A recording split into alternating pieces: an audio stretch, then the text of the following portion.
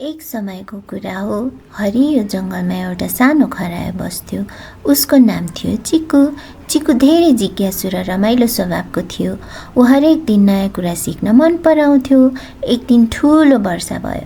वर्षा रोकिएपछि आकाशमा सुन्दर इन्द्रेणी देखियो।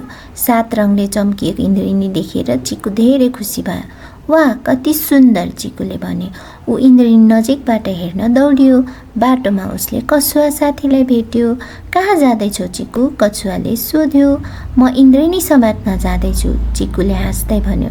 कछुवाले मुस्कुराउँदै भन्यो, इन्द्रेणी समात्न सकिँदैन, तर त्यसको सुन्दरता सबैले हेर्न सक्छन्। चिकु अघि बढिरह्यो। ऊ दौडियो, ऊ उफ्रियो, तर इन्द्रेणी सधैँ टाढा नै देखिन्थ्यो। अन्त्यमा ऊ थाकेर एउटा फुलबारीमा बस्यो। त्यहाँ रङ्गी बिरङ्गी फुलहरू फुलेका थिए।